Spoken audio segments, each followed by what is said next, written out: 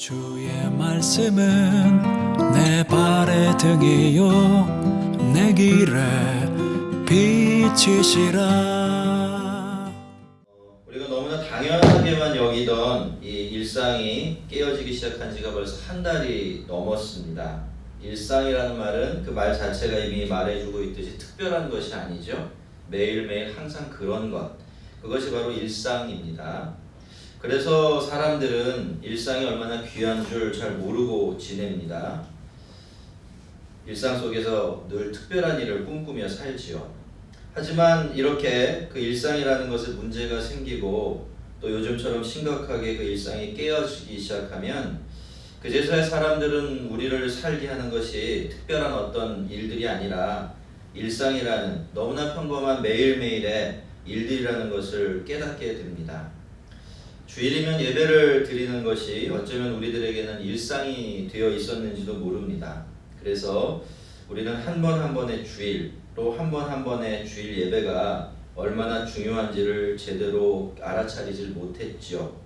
그런데 이렇게 석주를 보내다 보니까 그저 일상적으로 드렸을지도 모를 그 예배가 우리의 삶에서 차지했던 무게가 조금은 제대로 느껴지는 것 같다라는 생각이 듭니다. 하나님께서 이 예배가 빠져나간 자리 때문에 우리의 삶과 신앙의 균형이 무너지는 일이 없도록 우리를 지켜주시기를 바랍니다. 또 주님께서 우리에게 소중한 일상과 일상의 소중함 다시 되돌려주시는 날 속히 오기를 간절히 기도합니다. 오늘부터는 다시 요한복음 말씀으로 돌아가서 말씀들을 좀 상고해 보려고 하는데, 오랜만에 요한복음으로 돌아왔으니까 오늘 본문 바로 직전의 말씀을 좀 되짚어 보고 계속 이어가겠습니다. 가룟 유다가 6월절 식사를 하다가 말고 예수님을 팔기 위해서 밖으로 뛰쳐나갔던 일은 예수님께서 이제 제자들을 내버려 두고 제자들을 떠나야 한다라는 것, 그때가 그만큼 가까이 와 있다라는 것을 알리는 사인이 되었죠. 그래서 식사를 마치신 다음에 예수님께서는 제자들에게 이제 곧 예수님께서 제자들을 떠나게 될 것이며 또 너희들이 날 찾아도 나를 찾지 못할 것이다. 너희들이 내가 가는 곳으로 오고 싶어서 오려고 해도 지금은 절대로 올 수 없다라고 이렇게 말씀을 하시면서 그것은 내가 예전에 유대인들에게 말해주었던 것과는 전혀 차이가 없다라고 이렇게 말씀을 하셨죠. 이제 예수님께서 제자들을 떠나면 제자들은 어떻게든 홀로서기를 해야만 합니다. 예수님이 계시지 않은 상태에서 이제 믿음도 지켜내야 하고 또 예수님의 제자로 살아가야만 하는 그런 상황이 되는 것이죠. 예수님께서 14장부터 18장까지 이어지는 이 긴 말씀을 시작하셨던 것도 그것 때문이었고, 특별히 그 말씀들을 시작하기 전에 내가 너희를 사랑한 것 같이 너희도 서로 사랑하라 라는 이 세 계명을 주신 것도 바로 그 준비를 시켜주시기 위한 것이었습니다. 앞으로 이 계명을 붙들고 살라고, 그러면 될 것이다 라고 말씀하셨던 것이죠. 제자들이 예수님께서 자기들을 사랑하셨던 것처럼 서로 사랑하게 되어지면 세상은 그들이 예수님의 제자라는 것을 알아보게 됩니다. 그 사랑은 그렇게 제자들이 누구인가를 가르쳐주는 정체성이 되고 세상에 예수님의 영광을 드러내는 아주 귀한 역할을 하게 되죠. 그리고 무엇보다도 서로 사랑할 때 제자들은 그 사랑 안에서 하나님의 임재와 사랑을 경험하면서 믿음을 잘 지켜낼 수가 있게 됩니다. 그래서 예수님은 다른 모든 말씀들을 주시기 전에 서로 사랑하라 라는 이 세 계명 제자들에게 들려주셨던 것이죠. 그렇지만 제자들의 귀에는요, 이런 귀한 말씀이 한마디도 들리지 않았습니다. 그저 예수님께서 자기들과 유대인들을 똑같이 취급하고 계신 것 같아서 그게 속이 상하고 화가 날 뿐이었죠. 아무리 못났어도 명세기 3년 넘게 예수님을 따라다닌 예수님의 제자들이었으니 그 말이 그렇게 들렸을 법도 합니다. 아니나 다를까 이 베드로는 그 말씀을 듣고서 곧바로 주여 어디로 가시나이까? 라고 이렇게 묻고 있는데요. 아시다시피 이것은 질문이 아니었습니다. 도대체 어디로 가시길래 우리가 주님을 따라가지 못한다는 겁니까? 라고 따져 묻는 말이었죠. 예수님께서도 베드로가 무슨 감정으로 무슨 뜻으로 그런 질문을 하셨는지 다 아셨고요. 그래서 베드로에게 내가 가는 곳에 내가 지금은 따라올 수 없지만 후에는 따라오게 될 것이다 라고 말씀해 주셨습니다. 많이 흥분해 있는 베드로의 감정을 좀 누그러뜨리기 위해서 좀 더 자세하게 정확한 말씀을 들려주신 것이죠. 여러분, 예수님은 이제 십자가의 길을 가셔야 합니다. 그 길을 통해 아버지께로 가야 하니까 말이죠. 그런데 예수님께서 지금 그 길을 가시려는 것은 예수님 마음대로 정하신 것이 아닙니다. 그때가 하나님께서 예수님을 위해서 정해 놓으신 때였기 때문에 예수님께서는 지금 그 길을 가시는 것이죠. 하지만 제자들은 그렇지가 않습니다. 물론 예수님 말씀처럼 나중에 언젠가는 제자들도 예수님을 따르게 될 겁니다. 저마다 모양은 다 달라도 하나님께서 그들에게 맡기신 자기 십자가 지고 예수님의 뒤를 따르게 될 것이고, 예수님이 그러셨듯이 그들도 영광스럽게 하나님 앞에 서게 되는 날이 오게 되겠지요. 그렇지만 지금은 그때가 아닙니다. 그럴 준비도 제자들은 전혀 되어 있지 않죠. 그래서 그들은 지금 예수님의 뒤를 따라 예수님의 가시는 곳에 갈 수가 없는 겁니다. 그것 때문에 예수님께서는 베드로에게 내가 가는 곳에 네가 지금은 따라올 수 없지만 후에는 따라오게 될 것이다 라고 말씀해 주셨던 거죠. 이 정도 설명해 줬으면 이제 좀 이해하고 넘어갈 만도 한데 베드로는 그렇지 못합니다. 또 다시 따지고 들죠. 주여, 내가 지금은 어찌하여 따라갈 수 없나이까? 주를 위하여 목숨을 버리겠나이다. 베드로가 왜 그렇게 발끈했는지 우리가 그 이유를 좀 알만한데요. 베드로는 이미 예수님을 위해서라면 자기 목숨을 내놓겠다라고 각오를 하고 있었습니다. 다른 복음서들을 보면요, 다른 제자들도 모두 그런 마음을 먹고 있었던 것을 알 수 있죠. 여러분, 이미 목숨을 걸었다면요, 그 사람에게 지금과 나중은 전혀 차이가 없죠. 나중에 갈 수 있는 것이라면 지금도 얼마든지 갈 수 있습니다. 그것이 자기 목숨을 내어놓아야만 갈 수 있는 것이라고 해도 상황이 변하지는 않습니다. 그러니 베드로는 지금은 나를 따를 수 없다라고 말씀하신 예수님에게 왜 지금은 따라갈 수 없느냐고, 나 주님을 위해서 이미 목숨을 걸었고 그래서 지금도 얼마든지 주님 가시는 곳으로 갈 수 있다라고 왜 자기의 마음 그렇게 몰라주느냐고 그렇게 발끈했던 것이죠. 여러분, 베드로는 흔히 생각하듯이 지금 거짓말하고 있는 게 아닙니다. 그의 이야기는 그저 주님을 기쁘게 하려고 살탕발림하고 있는 게 아니죠. 그게 베드로의 진심이었습니다. 그때 베드로는요, 정말로 예수님을 위해서라면 목숨을 걸겠다고 각오가 되어 있었고 그 각오를 예수님께 말씀드렸던 거죠. 물론 자기는 충분히 그렇게 할 수 있다라는 자신도 있었고요. 베드로는 자기가 이렇게까지 말했으면 아마도 예수님께서 내가 네 마음 몰랐구나, 참 미안하다 하시면서 그 정도면 나를 충분히 따라올 수 있겠네 라고 이렇게 말씀해 주실 것 기대했을지도 모르죠. 하지만 되돌아온 예수님 말씀은 너무나 충격적인 것이었습니다. 예수님께서는 네가 나를 위하여 목숨을 버리겠느냐? 내가 진실로 진실로 이르노니 다 굴기 전에 네가 3번 나를 부인하리라 라고 잘라 말씀하셨죠. 만약에 우리가 베드로였다면 얼마나 화가 나고 창피했을까요? 그럼 아무리 예수님이라고 해도 그렇지 이건 너무하신 것 아닙니까? 베드로가 그렇게까지 이야기하고 있는데 그냥 대충 넘어가 주시지 굳이 모두가 듣는 앞에서 이런 말씀까지 하실 필요가 있었을까요? 여러분, 우리는 주님의 사랑과 은혜를 늘 친절하고 부드럽고 달콤할 것이다 라고 기대합니다. 그것이 사랑과 은혜라는 말에 대한 우리의 변하지 않는 고정관념이기 때문이죠. 우리는 그런 것이 아니면 사랑도 아니고 은혜도 아니다 라고 생각하고 사는지도 모릅니다. 여러분, 하지만 하나님은 우리에게 그런 사랑과 그런 은혜만 주실 수는 없습니다. 만약 우리가 하루살이처럼 지금 이 순간만 살고 사라져버리는 그런 사람들이라면 하나님도 우리를 그렇게 사랑하시고 그런 식으로 우리에게 은혜를 주시겠죠. 하지만 여러분 우리들에게는 미래라는 것이 있습니다. 한 시간, 며칠 후의 미래가 있는가 하면 10년, 20년 이후의 미래가 있고요. 무엇보다도 우리에게는 영원한 미래가 있죠. 그래서 때로 주님은 당장은 우리를 아프게 하시기도 하고 힘들게 만들기도 하시는 겁니다. 불쾌하기도 하고 수치스럽게 만들기도 하시죠.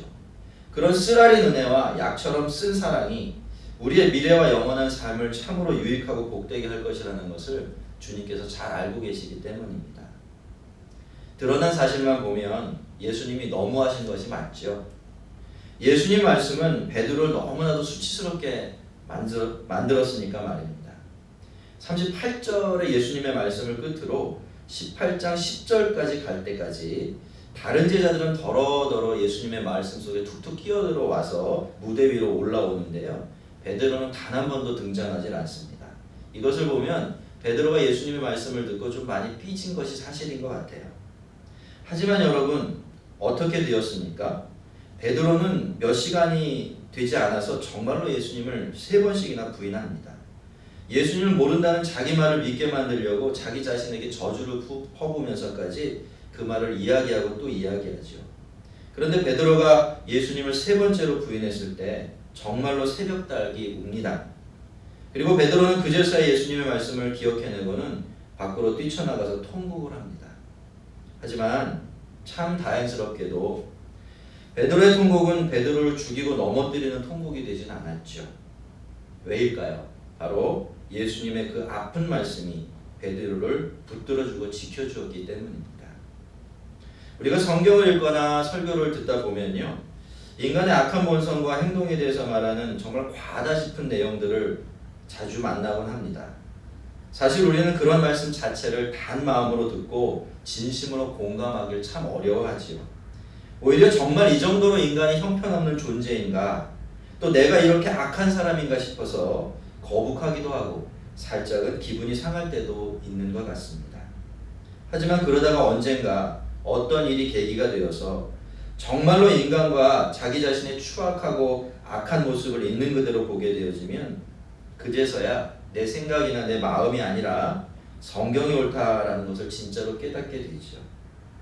그리고는 그 말씀 앞에 고개를 숙이고 자기 자신의 죄악됨을 고백하면서 하나님 앞에 나아가게 되죠. 그렇게 해서 우리는 더 깊은 은혜를 얻고 자유를 얻으며 하나님의 형상으로 조금씩 빚어져가게 됩니다. 하지만 여러분, 만약에 하나님께서 우리에게 그런 말씀을 주지 않으셨다면, 우리가 그런 말씀을 전혀 모르고 있다면 우리는 절대로 그렇게 반응하지 못할 겁니다. 자기가 얼마나 악한지를 보게 되어도 그 사실을 애써 부인하려고 하거나 합리화하기에 바쁘겠죠. 그러다가 더 크고 깊은 죄와 어둠에 갇혀 버리게 될 것입니다. 베드로는 예수님을 위해서 자기 목숨을 내어놓겠다라고 결심을 했습니다. 자기는 충분히 그렇게 할 수 있다라고 확신을 했지요. 이것이 바로 베드로가 보는 자기 자신의 모습이었습니다. 하지만 예수님의 눈에 보이는 베드로는 전혀 그런 베드로가 아니었지요. 예수님의 눈에는 달기 울기 전에 예수님을 모른다고 3번씩이나 부인하는 베드로의 모습만 보일 뿐이었습니다. 저는 베드로에 대한 이야기를 읽을 때마다 늘 마음속에 떠오르는 하나의 이야기가 있습니다. 벌써 10년이 훨씬 더 지난 일인데요.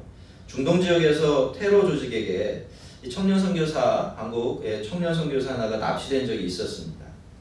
그 테러 조직원들이 그 청년에게 총구를 겨눈 상태에서 그 청년을 협박하였는데, 청년은 그 협박 때문에 자기 신앙을 부인하는 듯한 이야기를 하게 되었고, 그 동영상이 인터넷에 올라와 있었던 적이 있습니다. 그것을 본 성도들이 참 말들이 많았죠. 대부분 그 청년들을 비난하기만 했습니다. 그냥 신앙 지키고 순교하지 뭐 그렇게 구차하게 살아남냐, 저 청년 때문에 하나님의 영광이 땅에 떨어졌다, 이렇게 아주 분을 냈습니다. 저는 사실 그런 반응에 깜짝 놀랐습니다. 그래서 설교할 기회가 있을 때 그 이야기를 다시 하면서, 여러분은 그런 상황에서 신앙을 지킬 자신이 있습니까? 여러분은 목에 칼이 들어와도 나 예수 믿는다 라고 말할 자신이 있나요? 라고 이렇게 물었죠. 제가 기대했던 반응은 침묵이었습니다. 부끄러운 침묵. 그런데 그 자리에 모여있던 100명이 훨씬 넘는 성도들이요, 거의 다 전부 다 그럼요, 당연하죠, 이렇게 저에게 대답을 해서 제가 그 대답 때문에 적잖이 당황한 적이 있습니다. 왜 그랬을까요? 적어도 제 눈에 보이기에는 절대로 그런 대답을 할 수 없는 상태에 있는 성도들이 굉장히 많이 포함되어 있었기 때문이에요. 여러분, 그렇지 않습니까? 우리가 남을 위해서 작은 손에 작은 불편 하나 제대로 감당하지 못하는데 어찌 주님을 위해서 목숨을 버리는 사람이 될 수가 있겠습니까? 그것은 인간의 본성에 어긋나는 이야기입니다. 물론 저는요, 그분들이 그때 거짓말을 한 것이 아니라고 생각합니다. 베드로가 그랬듯이 그것이 그분들의 진심이었겠지요. 하지만 뭐가 문제였을까요? 베드로도 그렇고 그 성도들도 그렇고 어떻게 그렇게 자신 있게 신앙을 위해 또 주님을 위해서 자기 목숨 내놓겠다고 이야기할 수 있었을까요? 그것은 그분들에게는 자신의 진짜 모습을 볼 줄 아는 눈이 없었고 그래서 자기의 모습을 있는 그대로 마주한 적이 없었기 때문입니다. 그래서 자기 자신을 잘 모르니까 그런 묵직한 이야기를 그렇게 쉽게 말할 수 있었던 것이죠. 여러분, 대부분의 사람들은요, 자기가 품은 기특한 마음이나 그럴듯한 생각을 통해서 자기를 봅니다. 그 마음이 그 생각이 자기 자신이다 라고 그렇게 생각하고 살아가요. 실제로는 아닌데 말입니다. 그래서 이런 안타까운 착각들이 우리의 삶에서는 수없이 일어나게 되는 겁니다. 여러분, 우리는 신앙이라는 것이 무조건 확신에 넘쳐야 한다라고만 배워왔습니다. 그래서 조금이라도 분명하지 않고 확고하지 않으면 그것은 참 믿음이 아니다라고 생각하는 버릇이 있어요. 물론 여러분, 그 믿음이 진리에 대한 것이라면, 하나님과 예수님에 대한 것이라면 그 믿음은 분명하고 확고해야 합니다. 흔들리면 안 되겠죠. 하지만 이 믿음을 가지는 것이 우리 자신이다 보니까요, 우리가 믿음에 대해서 아주 심각한 오해 한 가지를 품게 됩니다. 그것은 바로 자기 확신을 믿음과 혼동하게 되는 것이고, 자기 확신이 강한 사람을 믿음 좋은 사람이다 라고 생각하게 된다는 겁니다. 그러니까 베드로처럼 생각하고 베드로처럼 말하는 사람을 보면 와, 저 사람 믿음이 대단한 사람이야 라고 자기도 모르게 감동하고 칭찬하게 된다는 것이죠. 그런데 여러분, 이것만큼 신앙에 대한 큰 오해가 없습니다. 참 신앙은 자기를 믿는 것이 아니라 자기를 믿지 않는 겁니다. 자기에 대해서 장담하는 것이 신앙이 아니라 자기에 대해서 장담할 수 없다는 것을 깨닫는 것이 신앙이에요. 베드로처럼 내가 할 수 있다 라고 외치는 것이 아니라 나는 할 수 없습니다 라고 고백하게 되는 것, 그것이 바로 참된 기독교 신앙입니다. 여러분, 예수님께서 진실로 진실로 라는 표현까지 덧붙이시면서 다 굴기 전에 네가 3번 나를 부인하리라 라는 말씀을 그렇게 힘주어서 강조하신 이유가 바로 여기에 있습니다. 이 사실을 진심으로 인정하고 받아들이기 전에 우리의 신앙은 참된 신앙으로 한 발자국도 내딜 수 없기 때문입니다. 우리도 베드로처럼 내가 지금 주님을 위해서 목숨을 내놓겠습니다 라고 고백하고 싶어 해요. 진심으로 말이죠. 돌이켜보면 저도 정말 자주자주 그렇게 하면서 살아온 것 같습니다. 물론 저는 주님을 위해서 목숨을 내놓겠다라는 말씀을 거의 드리질 못하죠. 하지만 이제부터는 이렇게 하겠습니다, 저렇게 하겠습니다 라는 말씀을 참 자주 드립니다. 저 자신이 하도 답답해서 어떤 때는 이번에는 정말로, 내일부터는 절대로 하면서 그런 결심들을 주님 앞에 말씀드릴 때도 있어요. 어떤 때는 이번에는 정말 결심대로 할 수 있다 싶어서 자신 만만해질 때도 있죠. 하지만 그게 어떤 결심이든 그게 목숨을 내놓겠다라는 대단한 결심도 아닌데 그거 하나 제대로 해내질 못합니다. 같은 실수 반복하고 똑같은 죄를 버리지 못해요. 게으름 때문에, 교만함 때문에, 그리고 그 순간의 기쁨과 만족을 더 사랑하는 이 못된 마음 때문에 그렇게 저는 너무나 자주 닭 울기 전에 주님을 3번 부인하는 베드로가 되고 맙니다. 그렇게 자기에게 실망하고 또 실망하다 보면 저는 제가 얼마나 약하고 형편없는 사람인지를 깨닫게 되고 나의 본질이 주님을 위해서 내 목숨을 내놓는 베드로가 아니라 몇 시간이 지나지 않아 3번씩이나 주님을 모른다라고 부인하는 베드로라는 사실을 보게 됩니다. 그래서 긍휼을 베풀어 달라고, 나를 불쌍히 여겨달라고, 더 이상 주님 앞에 나라는 단어도 끄집어내지 못하게 되어서 그저 주님만 부르게 되죠. 그럴 때면 얼마나 아프고 쓰라린지 모릅니다. 하지만 그럴 때마다 늘 반복해서 확인하게 되는 참 귀하고 은혜로운 진리가 하나 있습니다. 비록 그것이 아주 작고 미미한 것이라고 할지라도 무언가 의미있고 참된 내적인 참된 변화가 일어나는 것은 바로 그렇게 자기에게 실망하고 이제는 더 이상 내가 나를 붙들 자신도 없고 힘도 없어서 그저 주님 앞에 자신을 내려놓을 때라는 거죠. 사랑하는 성도 여러분, 주님의 사랑은 달콤하고 따뜻할 때도 있지만 반대로 쓰고 거칠 때도 있습니다. 우리를 위로하고 고치시는 주님의 손길로 다가올 때도 있지만 우리를 상처내고 아프게 할 때도 있죠. 특히 주님의 말씀이 그렇습니다. 하나님의 말씀은 때때로 우리를 공격합니다. 우리를 상처 입게 만들고 심지어 우리를 산산이 부숴버리기도 합니다. 하지만 여러분, 바로 베드로 같은 우리에게 주시는 주님의 완전한 사랑이 바로 그런 사랑이 아닌가 합니다. 성도 여러분, 우리는 베드로입니다. 다 굴기 전에 3번, 아니 10번, 20번이라도 주님을 부인할 수 있는 것, 그것이 바로 우리들의 본질입니다. 하지만 우리에게는 주님이 계시고 우리 주님의 말씀이 있습니다. 우리가 우리의 마음을 다해서 주의 말씀을 받아들일 때 그 말씀 우리가 완전히 쓰러지고 넘어지지 않도록 우리를 지켜주는 방패와 버팀목이 되어줄 것입니다.